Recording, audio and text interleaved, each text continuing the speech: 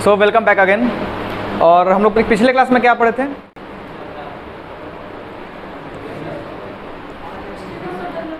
अच्छा, हम लोग पिछले क्लास में रिसोर्सेज का क्लासिफिकेशन देखे थे, राइट? दिमाग में रखना ये सब बातें। हम लोग अभी तक क्या क्या डिस्कस कर चुके हैं? अभी तक हमने रिसोर्सेज क्या होता है वो डिस्कस कर लिया। हमने उसके बाद ये डिस्कस किया कि रिसोर्सेज की मदद से हम डेवलपमेंट कैसे कर सकते हैं, डेवलपमेंट का कॉन्सेप्ट क्या है वो भी हमने फर्स्ट लेक्चर में ही देखा था। उसके बाद हमने डिस्कस की थी कि कितने प्रकार के रिसोर्सेज हैं हमारे पास, ठीक है। इसके पहले हम लोग रिसोर्सेज को और अलग तरीके से पढ़ते थे जूनियर क्लासेस में, जैसे living things, non living things, उस टाइप से करके पढ़ते थे। लेकिन क्लास 10th में थोड़ा सा एक स्टेज ऊपर जाकर हमने इसको डिस्कस किया था। उसमें हमने देखा टाइप्स ऑफ रिसोर्सेज में जो हमने क्लासिफिकेशन किया वो किया on the basis of ownership, on the basis of status of development, जो कि लास्ट क्लास में था। और उसके पहले वाले क्लास में हमने डिस्कस किया था on the basis of origin and on the basis of exhaustibility. इनके आधार पर हमने रिसोर्सेज को समझा था, ठीक है। तो बहुत सिंपल कॉन्सेप्ट था। उसमें हमने ये देखा कि किस तरीके से हम किसी भी रिसोर्सेज को किस कैटेगरी में हम रख सकते हैं। खूब बढ़िया से क्लियर हो गया था। कल के क्लास में इंटरनेशनल, नेशनल सभी तरह के रिसोर्सेज हमने देख लिए थे, ठीक है। आज हम लोग देखेंगे, अभी तक हमने समझा क्या, पहले इसको समझते हैं। अभी तक हमने यही समझा कि रिसोर्सेज हमारे लिए कितना इंपॉर्टेंस है। अगर ज़रा सोचिए कि अगर संसाधन ना हो, रिसोर्सेज नहीं हो, तो फिर क्या होगा? अगर रिसोर्सेज नहीं हो तो क्या हम होंगे? हम नहीं रह सकते हैं, क्योंकि हर एक रिसोर्सेज जो होता है वो हमें यहाँ पर रहने में क्या करता है, हेल्प करता है। कुछ ऐसी नेसेसरी रिसोर्सेज होती हैं जिनके बिना हम सर्वाइव ही नहीं कर सकते, और कुछ ऐसी रिसोर्सेज होती हैं जिनके बिना हमारा लाइफ कंफर्टेबल नहीं हो सकता।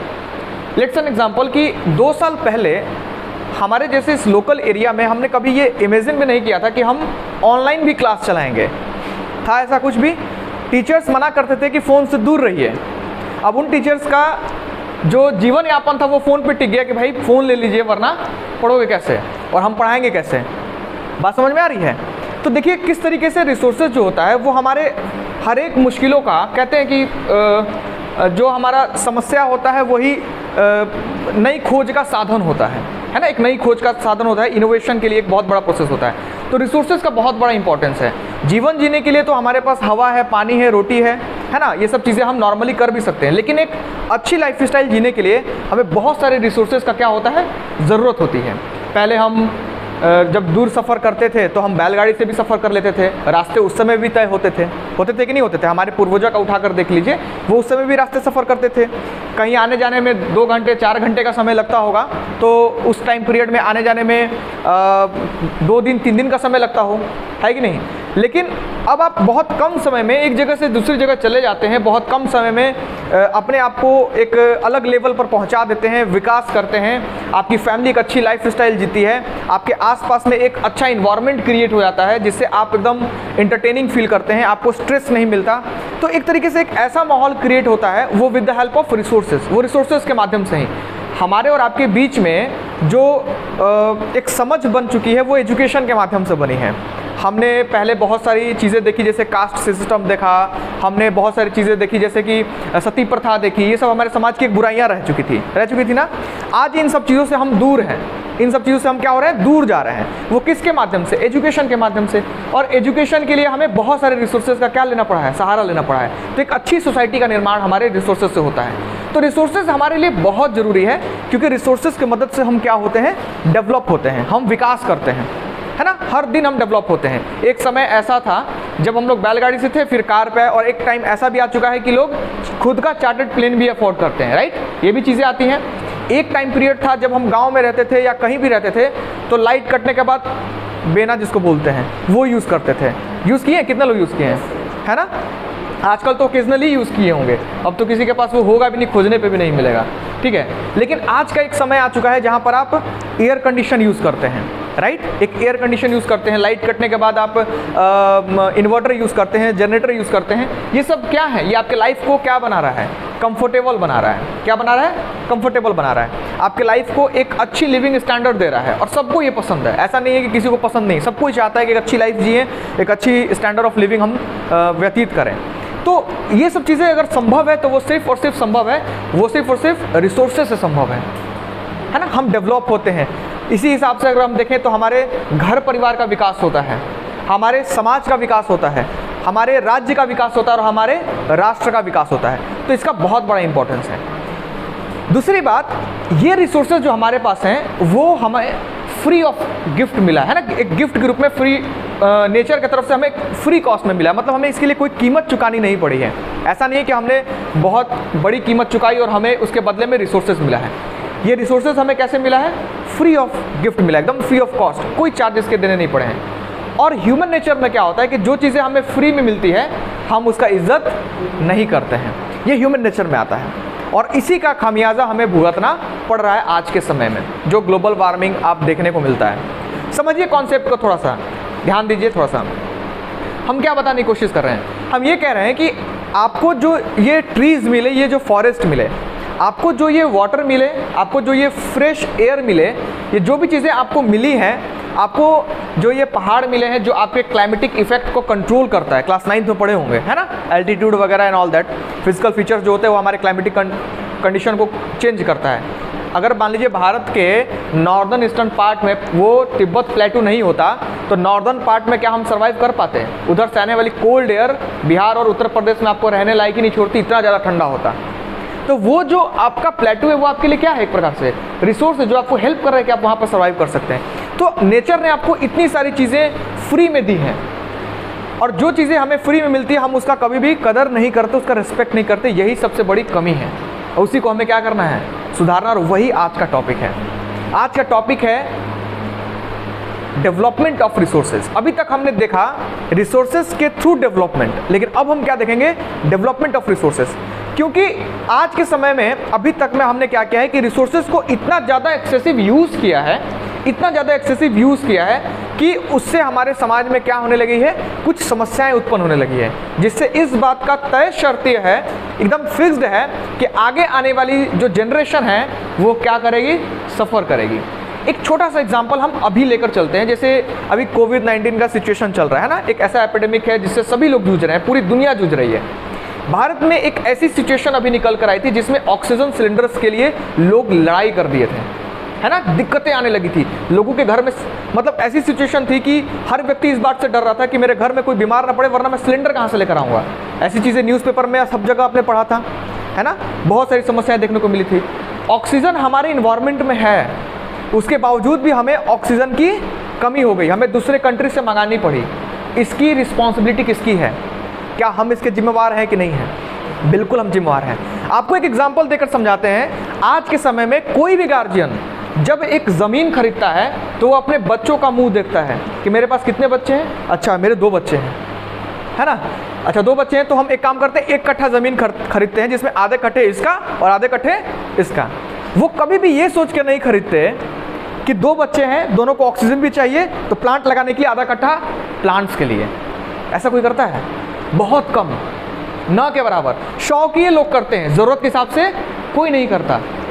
अब ज़रा सोचिए कि क्या होता अगर ऐसे गार्जियन करते, या हम लोग आगे चल के ये करें कि जब हम ज़मीन खरीदें तो अपने फ्यूचर जनरेशन के लिए कुछ प्लांट्स लगाने के लिए भी कुछ ज़मीनें खरीद लें, एक्वायर कर लें, राइट।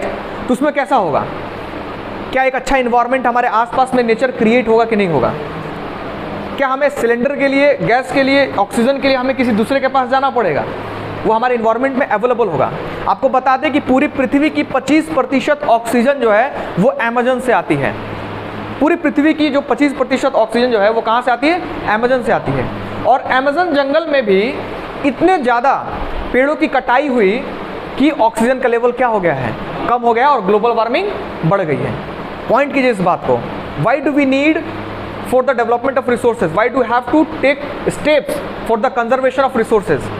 That's why, इसी वजह से हमें ये ज़रूरत है। और चीज़ें बताते हैं। पैसिफिक ओशियन का नाम सुने हैं? बिल्कुल सुने हैं, क्लास 10th में आगे होंगे भाई, है ना। पैसिफिक ओशियन में सबसे गहराई एक जगह है जिसको बोलते हैं मरियाना ट्रेंच। उसकी गहराई लगभग 11 किलोमीटर के आसपास में, मतलब 1100 मीटर के आसपास में, मतलब 11 किलोमीटर बहुत होता है। 11 किलोमीटर अगर आप रोड पर नहीं चलना है, 11 किलोमीटर कहाँ जाना है? नीचे वाटर में। मरियाना ट्रेंच की गहराई है 11 किलोमीटर अप्रोक्सीमेटली, जहाँ तक मुझे याद है। मतलब उसकी गहराई इतनी है कि उसमें बुर्ज खलीफा जैसी बिल्डिंगें, 11 बिल्डिंगें डूब जाएंगी। 11 बिल्डिंगें, बुर्ज खलीफा जैसी बिल्डिंगें उसमें क्या हो जाएंगी? डूब जाएंगी। अगर हम माउंट एवरेस्ट की बात करें तो माउंट एवरेस्ट को भी डुबाइएगा तो उसके बाद भी 3 किलोमीटर का जगह बच जाएगा। सोचिए कि उसकी इतनी गहराई है।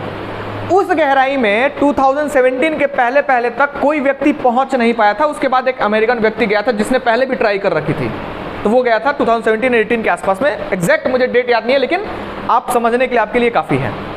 उस गहराई में जब दोबारा वो पहुंचा, क्योंकि वैसी मशीन नहीं थी, टेक्नोलॉजी उस गहराई तक पहुंचते पहुंचते फेल हो जा रही थी, तो दोबारा निकलना, सिर्फ जाना पॉसिबल नहीं ना है कि हम चले गए फिर आए ही नहीं, है ना, आना भी तो है, लोग इंतजार कर रहे हैं घर में। तो वहाँ पर वो जा नहीं पाते थे, थोड़ा दिक्कत होती थी क्योंकि प्रेशर बहुत ज़्यादा वाटर का हो जाता था, तो वहाँ पर जा नहीं पाते थे। फिर ऐसी मशीन और टेक्नोलॉजी बनी, वहाँ पर पहुँचे, और पहुँचने के बाद पता है वहाँ पर क्या मिला? एक प्लास्टिक का बोतल और एक चिप्स का पैकेट। बताओ पिकनिक मनाने वहाँ कौन गया था? ये भी एक समस्या है। आपको पता है वहाँ पर कैसे पहुँचा होगा? क्योंकि पैसिफिक ओशियन में जो भी आसपास की कंट्रीज़ हैं, ठीक है, जो भी आसपास की कंट्रीज़ हैं पैसिफिक ओशियन में अपना कचरा डंप करती हैं, और वो कचरे इतने ज़्यादा डंप होते हैं कि किसी मछली के द्वारा या किसी एक्वेटिक एनिमल्स के द्वारा वो खींच के कहाँ चला गया होगा? वहाँ तक पहुँच गया होगा। तो ज़रा सोचिए कि हमने पॉल्यूशन जो है वो उस लेवल तक भी नहीं छोड़ा। वो ओशियन हमारे लिए क्या है? रिसोर्सेज हैं। क्योंकि अमेजन से भी पहले अगर आपको कोई सबसे ज़्यादा ऑक्सीजन देता है तो वो कौन है? आपका ओशियन। Is that clear? आपके पास आज जो सुविधा है, आप जो मोबाइल फ़ोन यूज़ करते हो, आप जो टेक्नोलॉजी यूज़ करते हो, वो ग्लोबलाइजेशन की वजह से है ना? वो ग्लोबलाइजेशन की वजह से है। क्योंकि ग्लोबलाइजेशन का मतलब क्या होता है? जो कंट्री एक दूसरे से कनेक्टेड है for trade, for health, for education, for job opportunities, right? उसकी वजह से आप कनेक्टेड हैं, उसकी वजह से कनेक्टेड हैं। और वो कनेक्शन कहाँ से हुआ है? Through oceans. ओशियन के माध्यम से ही वो कनेक्शन हुआ है, और हम उसी को क्या कर रहे हैं? इम्प्योर कर रहे हैं। तो क्यों ज़रूरी है, इसके पीछे का ये कॉन्सेप्ट मेरे हिसाब से आपको समझाने के लिए काफ़ी था।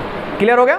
अब हम आगे चलते हैं कुछ किताबी तरीके से। देखिए किताब तो हमें पढ़ते रहना, लेकिन मेन कॉन्सेप्ट हमें समझना है। Being a social studies teacher, this is my responsibility कि मैं आपको मेन चीज़ समझाऊं कि समाज को कैसे समझते हैं, हम उसका बदलाव कैसे कर सकते हैं। हम सिर्फ कुर्सियों पर बैठ के या उसके बारे में लिख कर हम बदलाव नहीं कर सकते, हमें एक्चुअल में कुछ चीज़ें करनी होंगी। इसीलिए हम SST पढ़ते हैं, ये हमारी जिम्मेवारी बनती है। आज हम हैं, कल आज हम बच्चे हैं, कल हम भी पेरेंट्स बनेंगे, हमारे ऊपर भी एक समाज की रिस्पॉन्सिबिलिटी आएगी, एक फैमिली की रिस्पॉन्सिबिलिटी आएगी, और अब वो हम यहीं से सीखते हैं, है ना? जब आप थोड़े से बड़े हो जाएंगे तो आपके छोटे भाई बहन की रिस्पॉन्सिबिलिटीज़ भी आपके साथ जुड़ जाती हैं, और उसका इंपॉर्टेंस बहुत ज़्यादा है, उसको समझना पड़ता है। चलिए आगे चलते हैं। हम आज डिस्कस करेंगे ज्योग्राफी में जो हमारा टॉपिक है वो क्या है?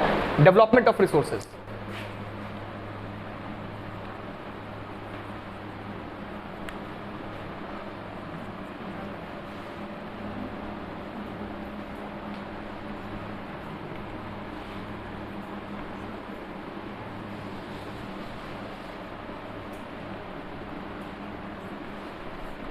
चलिए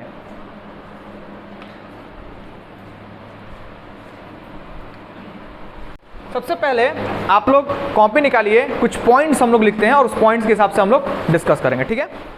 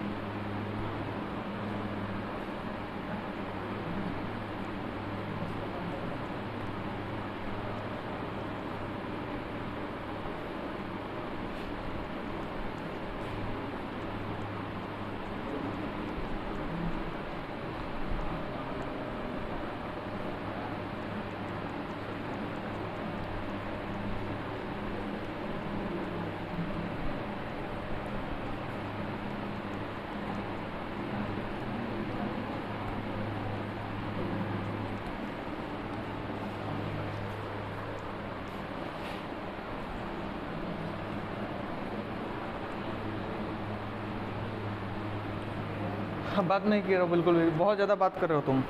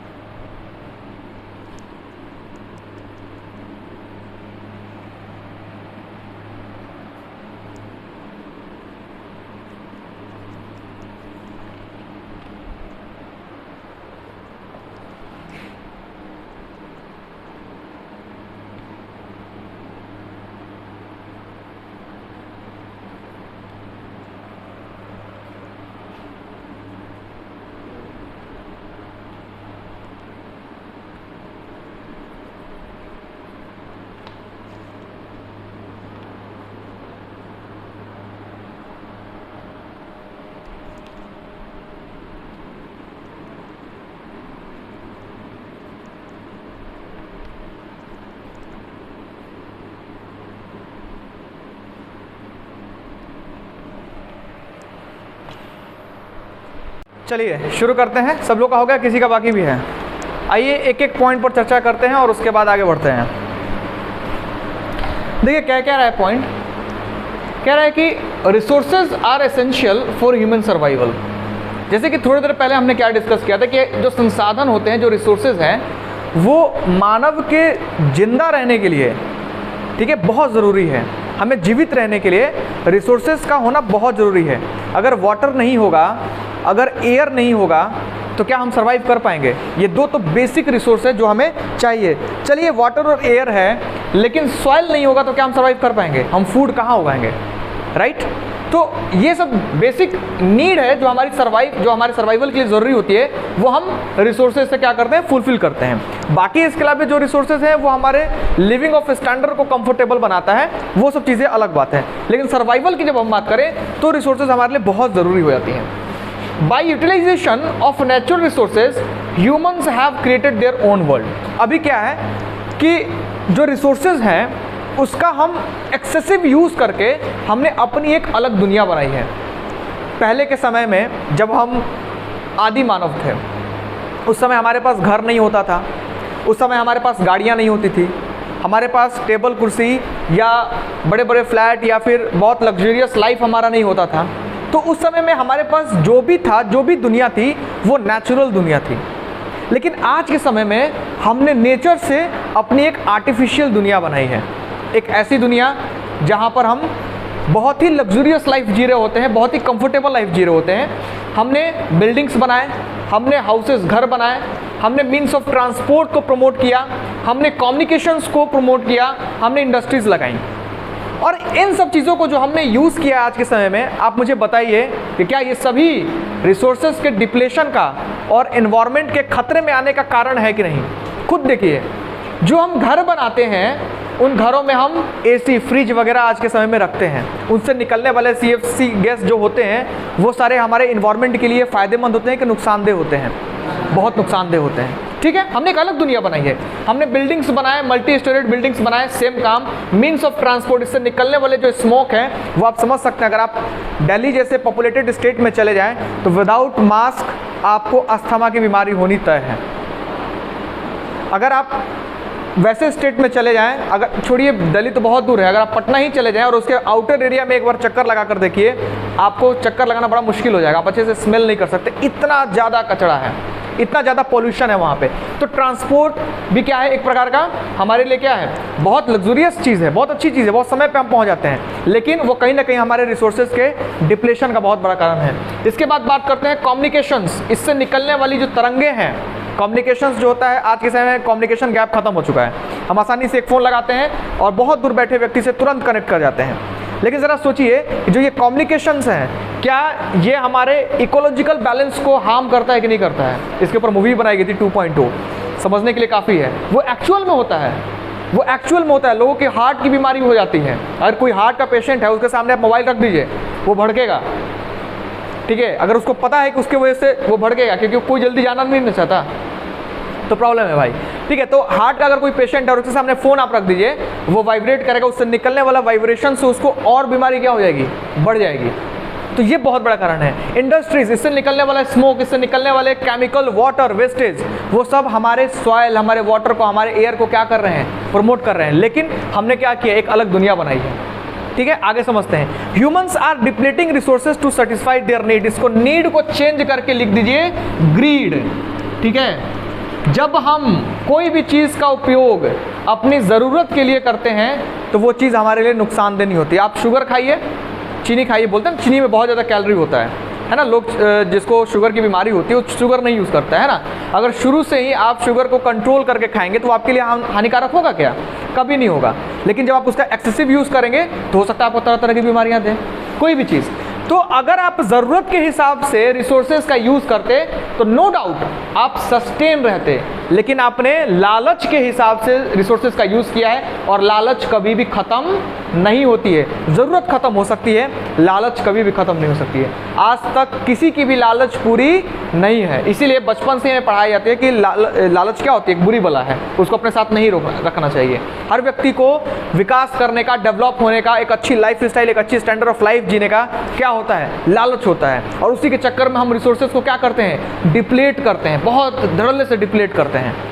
तो ये सबसे बड़ा कारण है। तो क्या कहता है कि humans are depleting resources to satisfy their greed, this has lead to a global ecological crisis. और इसके वजह से क्या हो चुका है, ग्लोबल इकोलॉजिकल क्राइसिस हो चुका है। ग्लोबल का मतलब पूरी दुनिया में, किसी एक कंट्री के करने से ऐसा नहीं हुआ है, पूरी दुनिया की कंट्री ने किया है। मुझे बड़ा अच्छा लगता है कि हम लोग एक ऐसे राष्ट्र के पड़ोसी हैं, वैसे राष्ट्र में तो अभी हम अपने आप को काउंट नहीं करेंगे, लेकिन एक ऐसे राष्ट्र के पड़ोसी हैं जहां पर पॉल्यूशन से लड़ने के लिए बहुत अच्छे से स्टेप्स उठाए जाते हैं। एनीवन कोई बता सकता है कौन सी कंट्री है?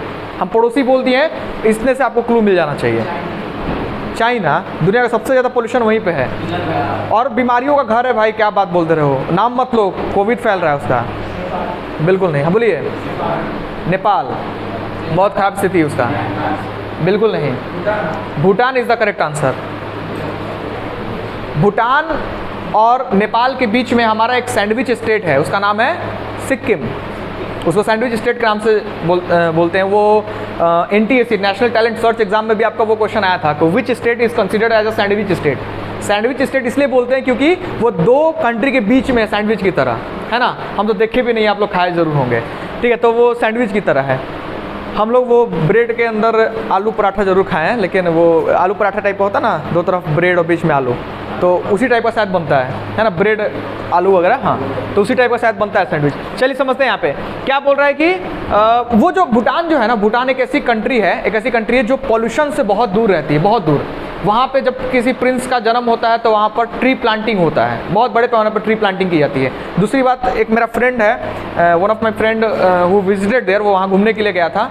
तो वहाँ जाने के लिए कोई वीज़ा वगैरह नहीं लग सकता, पर आराम से घूमने जा सकते हैं। तो घूमने गया था तो वहाँ पर हॉर्न यूज़ करना एक तरीके से आप रूल्स के खिलाफ है, आप वहाँ पर हॉर्न यूज़ नहीं कर सकते हैं। पर हमारे यहाँ बिना हॉर्न यूज़ किए तो हम चल नहीं सकते हैं। अभी स्टार्ट किए नहीं गाड़ी की 10 कदम आगे चले, फिर उसके बाद आगे चले, फिर तो मतलब क्या होता है कि हम विदाउट हॉर्न चल नहीं सकते हैं। और आप नहीं जानते हैं कि sound pollution is the major problem recent time. आज के समय में sound problem is the major problem in our recent time. अभी के समय में सबसे बड़ी समस्या साउंड प्रॉब्लम है, ब्रेन की समस्या होती है। आप थोड़े से में हाइकअप हो जाते हैं, चिढ़ने लगते हैं, गुस्सा आने लगता है। क्यों? इस साउंड प्रॉब्लम से आप दिन भर, आप शांति कहाँ आपको मिलता है? कान में हेडफोन लगा के यूट्यूब सुनते हैं, उसके बाद समय मिला तो क्लास सुनते हैं, उससे बाहर निकले तो हॉर्न सुनते हैं, इन सब से मौका मिला तो पिता माता की बातें सुनते हैं। है ना, इस चीज़ से समस्या, हंसने वाली बात नहीं, एकदम ट्रू फैक्ट है। तो आपको हाई कप, आप इन्वायरमेंट में आप इको फ्रेंडली आप कहाँ रह पा रहे हैं, समझिए इसको, रियलिस्टिक तरीके से समझिए क्या बता रहे हैं। Humans are depleting resources to satisfy their greed, this has lead to a global ecological crisis. इससे क्या हो रहा है, ग्लोबल इकोलॉजिकल क्राइसिस हो रही है। वाटर पोल्यूशन चारों तरफ से बढ़ रहा है, एयर पोल्यूशन चारों तरफ से बढ़ रहा है, इसके चपेट में इंसान तो आ ही रहे हैं, वाटर एनिमल्स भी आ रहे हैं, बर्ड्स भी आ रहे हैं, लैंड एनिमल्स भी आ रहे हैं, हर चीज़ इसके चपेट में आ रहा है। और उसकी समस्या हम आज के समय में देख सकते हैं। यूजिंग, पहले के समय में मुझे बहुत अच्छे से याद है, हम लोग अभी जिस लोकल एरिया में रहते हैं, पहले के समय में हम कौवा बहुत दिखते थे, कौवा दिखता था छत पे। आज के समय आपको कौवा नहीं दिखाई देता है। कुछ लोग बोलते हैं सर मेरे एरिया में दिखाई देता है, बहुत लकी हो भाई, ठीक है, सच्ची बता रहे हैं, पहले के समय दिखता था, आज के समय में नहीं। ये क्या है, ग्लोबल इकोलॉजिकल क्राइसिस का एक सबसे बड़ा कारण है। कंसेप्ट को समझिए। आगे क्या कहता है, लास्ट में थोड़ा सा कॉन्सेंट्रेट कीजिएगा यहाँ पे, कह रहा है कि using natural resources carefully without wasting them is called conservation of resources. तो सबसे पहले इस बात को समझिए कि हम इस समस्या से कैसे उभर सकते हैं, आखिर इस समस्या से कैसे उभर सकते हैं। आपके पास 24 घंटे हैं, 24 घंटे में आपको सारे काम करने हैं। एक सिचुएशन देता हूं और आंसर आपसे चाहिए, देखता हूं कौन आंसर दे सकता है। घर में शादी होती है, आप लोग किसी न किसी के शादियां अटेंड किए होंगे, अपने फैमिली में ही शादियां अटेंड किए होंगे।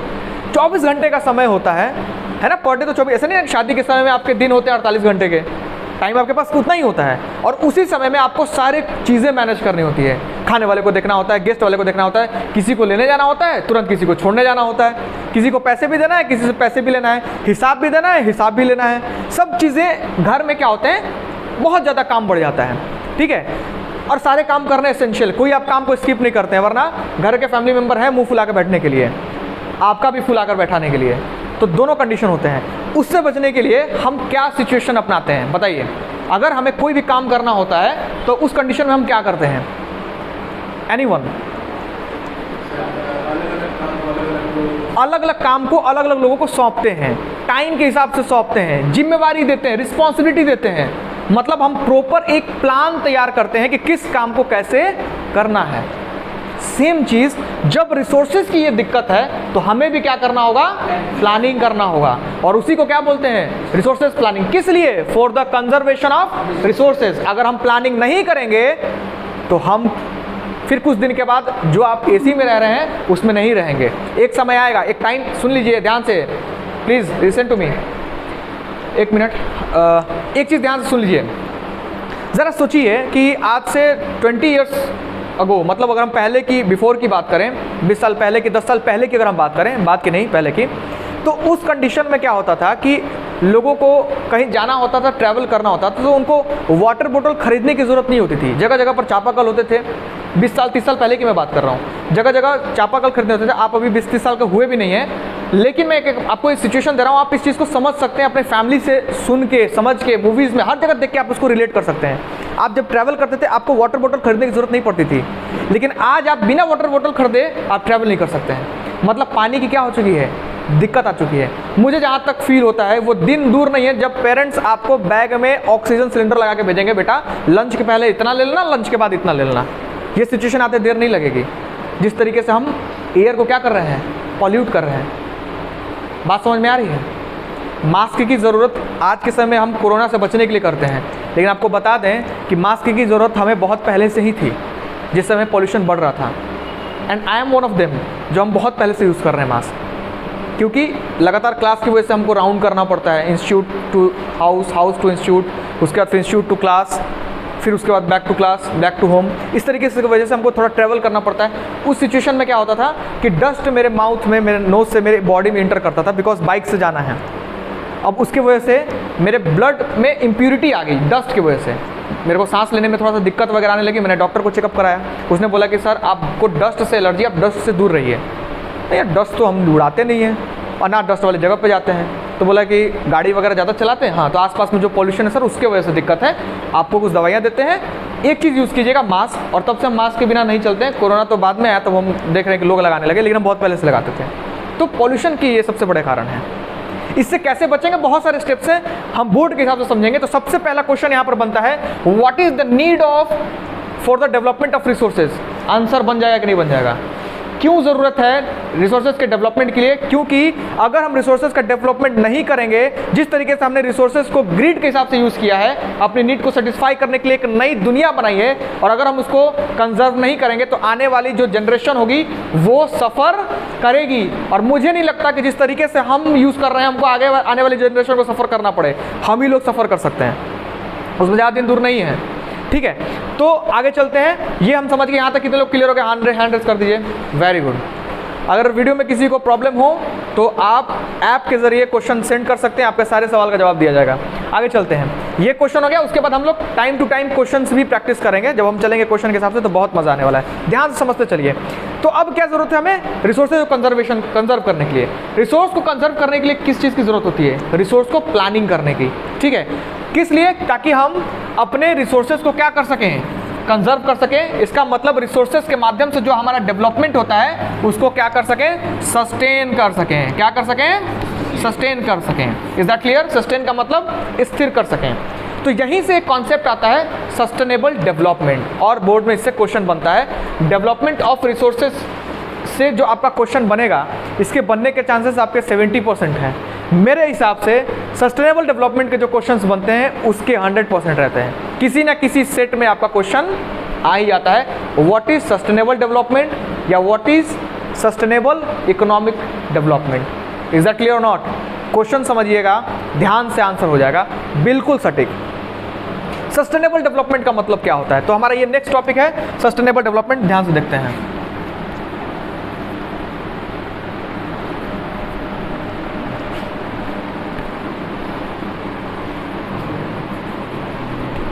देखते चलिए। देखिए, एक टर्म बताते हैं, उससे आप इसको रिलेट कर सकते हैं। कहते हैं कि लाख रुपए कमाना और लाख रुपए कमाते रहने में फ़र्क होता है। कुछ समझ में आया? मैंने एक बार लाख रुपए कमा लिया, ऐसे मत देखो, एग्जाम्पल दे रहा हूँ। मैंने एक बार लाख रुपए कमा लिया और लाख रुपए कमाने के बाद फिर मैंने नहीं कमाया, तो उसमें से अगर 10 रुपये भी खर्च करता हूँ तो अब मैं लखपति नहीं रहा, अब मैं हज़ारपति में आ गया। ठीक है, लेकिन अगर मैं लाख रुपए लगातार कमा रहा हूँ तो वो एक क्या होता है? वो एक सस्टेन होता है कि मतलब मेरा घट तो नहीं रहा, बढ़ तो नहीं रहा, लेकिन जिस पोजीशन पे उसमें मैं क्या हूँ? बना हुआ है। मेरा वो पोजीशन क्या है? बना हुआ है। वही बात है, आप अचानक बहुत सक्सेस कर गए और अब आपकी आने वाली जो जनरेशन है वो सांस लेने के लिए भटकती फिर रही है, तो उस डेवलपमेंट का क्या मतलब? कोई मतलब नहीं है। विकास एक सतत प्रक्रिया होना चाहिए। विकास के बारे में कहा गया है, डेवलपमेंट के बारे में कहा गया है कि डेवलपमेंट उसको बोलते हैं जो गर्भ से कब्र तक चले। गर्भ का मतलब समझते हैं कि माँ के गर्भ से कब्र तक चले, तब हम उसको बोलते हैं डेवलपमेंट। वही डेवलपमेंट होता है। वरना बीच में क्या होता है? ग्रोथ। ग्रोथ क्या हो जाता है?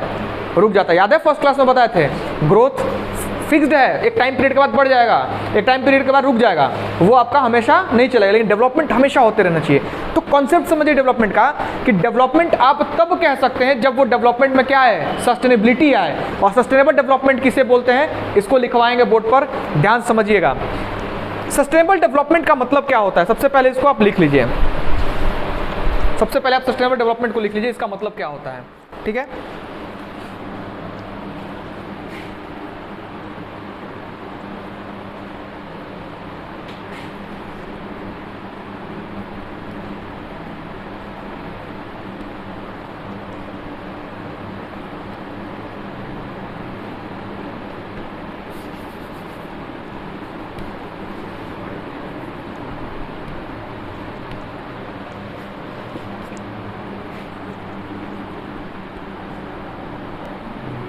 sustainable economic development takes place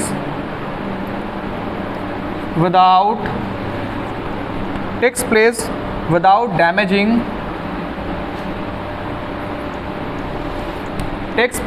damaging the environment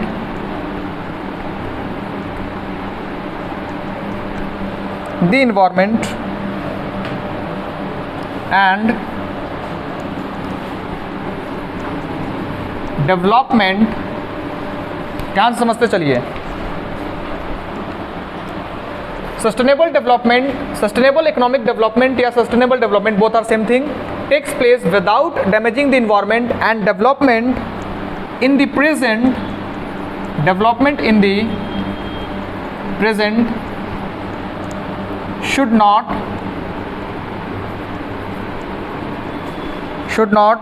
compromise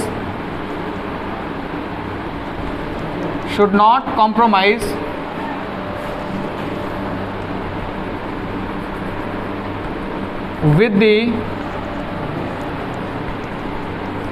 needs of future generation। मतलब क्या है, ध्यान से देखिएगा, ध्यान से देखिएगा क्या कह रहा है। कह रहा है कि सस्टेनेबल डेवलपमेंट या sustainable economic development take place without damaging, समझते चलिए, विदाउट डैमेजिंग द इन्वायरमेंट। मतलब क्या है, कह रहा है कि सस्टेनेबल डेवलपमेंट हम तब कहेंगे, हम लोग बात कर रहे हैं रिसोर्सेज को सस्टेन करने की, रिसोर्सेज को क्या करने की, सस्टेन करने की। सस्टेनेबल डेवलपमेंट हम तब कहेंगे जब हम उसको यूज़ करें, या फिर रिसोर्सेज को जब हम यूज़ करें तो यूज़ करते समय हम किसी भी तरीके से इन्वायरमेंट को हार्म ना करें। आज के समय में हम मान लीजिए पेट्रोल यूज़ करते हैं, पेट्रोल, डीजल, कोल को यूज़ करने से डेवलपमेंट होता है या नहीं होता है? यस और नो? होता है, बिल्कुल होता है। अगर पेट्रोल और डीजल नहीं होता तो तुम स्कूल कैसे पहुंचते, और स्कूल नहीं पहुंचोगे तो तुमको शिक्षा कैसे मिलेगी, और शिक्षा नहीं मिलेगी तो आप डेवलप कैसे करेंगे, राइट?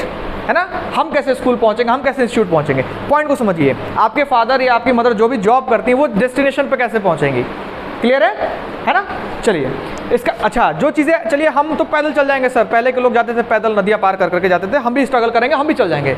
लेकिन आपको पढ़ने के लिए जो चीज़ें चाहिए वो नदियाँ तैर के तो नहीं आएंगी, वो तो ट्रांसपोर्ट के माध्यम से ही आएंगी, है ना? तो उसको यूज़ करना है, तो हमको डीजल और पेट्रोल को यूज़ करना पड़ेगा, राइट? तो वो हमारे लिए डेवलपमेंट है, ये तो क्लियर है। फॉसिल फ्यूल्स या कोल या पेट्रोलियम, डीजल जो भी आप बात करते हैं वो हमारे लिए डेवलपमेंट है, ठीक है?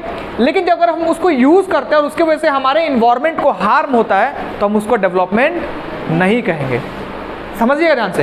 कहते हैं कि sustainable economic development take place without damaging the environment and development in the present. मान लीजिए कि हम उसको यूज़ करते हैं कोल और पेट्रोल को। अब बात यह है कि सर जब हम यूज़ करेंगे तो उससे तो हार्मफुल गैस निकलेगा ही, और जब निकलेगा तो इन्वायरमेंट को डैमेज होगा, तो कैसे बच सकते हैं? तो सिंपल सी बात है कि अगर आप किसी चीज़ को कंट्रोल वे में करें तो उसके वजह से वो कभी भी नुकसान में नहीं जाता है ना? अगर आप किसी भी चीज़ को कंट्रोल में करें, जैसे आप कार्बन डाइऑक्साइड को देखिए, आप जो उससे निकलने वाले गैसेस होते हैं वो हमारे इन्वायरमेंट में सर्वाइव कर जाएंगे, प्लांट से उसको सर्वाइव कराने के लिए, है ना, कर जाएंगे। एक्सेसिव होता है तभी नहीं सर्वाइव करते, हम लोग उसको क्या करते हैं, सफ़र करते हैं। तो कोल और पेट्रोलियम को अगर आप एकदम मतलब जस्टिफिकेशन की तरीके से नीड के हिसाब से यूज़ करें, ग्रिड के हिसाब से नहीं, तो हम क्या कर सकते हैं, हम डेवलप कर सकते हैं। तो अगर हम उसको यूज़ करें, चलिए हम उसको यूज़ करते हैं और हमारा इन्वायरमेंट डैमेज नहीं होगा।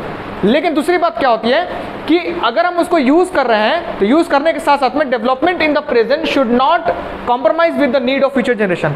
ऐसा ना हो कि आप डेवलपमेंट के लिए रिसोर्सेज को यूज़ करते हो, उसकी वजह से आपका जो लाइट करके नहीं, उसकी वजह से आपका जो इन्वायरमेंट है वो डैमेज होता है, ठीक है? तो डैमेज भी नहीं होना चाहिए, साथ साथ में आपकी फ्यूचर जनरेशन को वो रिसोर्सेज मिलना चाहिए, क्या करने के लिए, सस्टेन करने के लिए। ये वही बात है कि लाख रुपए कमाना और लाख रुपए कमाते रहना। मतलब आप आज बहुत विकास कर रहे हैं कोल के मदद से, आयरन के मदद से, गोल्ड के मदद से, सिल्वर बॉक्साइट की मदद से आप बहुत डेवलप कर रहे हैं। आज आप प्लेटूज को और माउंटेन्स को यूज करके बहुत डेवलप कर रहे हैं। लेकिन अगर आपका इन्वायरमेंट डैमेज होता है, साथ साथ में अगर आपका फ्यूचर जनरेशन उसको यूज करने से बचता है, नहीं कर पाएगा, तो वो आपका डेवलपमेंट सस्टेन नहीं रहने वाला है और वो डेवलपमेंट किसी काम का नहीं है। सबसे बढ़िया एग्जांपल है वाटर को हम यूज किए, उससे हमारा इन्वायरमेंट डैमेज नहीं हुआ, ठीक है? 2 मिनट के लिए मानते हैं, हमने फ्रेश वाटर यूज किया, इन्वायरमेंट डैमेज नहीं हुआ।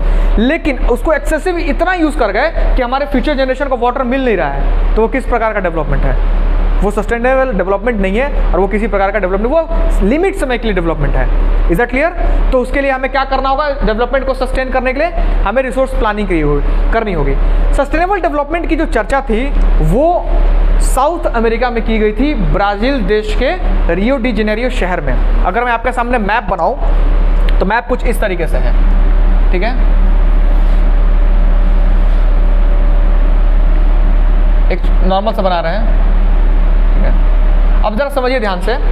यहाँ पर हमारा रियो डी जेनेरियो है, वहाँ पर एक मीटिंग की गई थी जिसको हम बोलते हैं अर्थ समिट, ठीक है। 1992 में मीटिंग की गई थी अर्थ समिट, जिसमें पूरे देश से, पूरी दुनिया से 100 कंट्री के रिप्रेजेंटेटिव पार्टिसिपेट हुए थे और उन्होंने पार्टिसिपेट करके इस बात के ऊपर चर्चा की थी कि आज के समय में जो भी इन्वायरमेंटल डिसबैलेंस हमें देखने को मिलता है, जो भी इकोलॉजिकल प्रॉब्लम देखने को मिलता है, जो भी वाटर पॉल्यूशन, एयर पॉल्यूशन देखने को मिलता है, साथ साथ में इकोनॉमिकल सिचुएशन जो हमें देखने को मिलता है, जो अनइवन दिखाई देता है, कोई बहुत ज़्यादा रिच है, कोई बहुत ज़्यादा गरीब है, किसी के पास इतना है कि वो खाते खाते मर रहा है, किसी के पास इतना भी नहीं कि वो भूखे मर रहा है, ये सिचुएशन है। तो इन सब चीज़ों से उभरने के लिए, ऐसा है ना, फूड स्कार्सिटी भी आपको टॉपिक पढ़नी है ना, फूड स्कार्सिटी जैसी सिचुएशन, किसी के पास इतना फूड है कि कहना नहीं है और किसी के पास 2 वक्त की रोटी भी नहीं है, ये सिचुएशन होती है। तो ये दुनिया में जो ये पॉवर्टी फैल रही है, ये जो रिसोर्सेज का अनइवन डिस्ट्रीब्यूशन है, उसके ऊपर डिस्कशन हुआ था। तो इससे रिलेटेड हम टॉपिक अगले क्लास में पढ़ेंगे। आज बस इतना ही समझना है कि डेवलपमेंट ऑफ रिसोर्सेज क्यों इंपॉर्टेंट है और उसको हम कैसे करेंगे with the help of resource planning. मतलब हमारा मेन उद्देश्य क्या होगा, हमारे डेवलपमेंट को क्या करना, सस्टेन करना। सभी लोगों को यहाँ तक क्लियर हो गया? हैंड रेज करके बताइए। ओके, तो बस आज के लिए इतना ही। Thank you so much. Leave the class. तुम अपना बुक ले लो।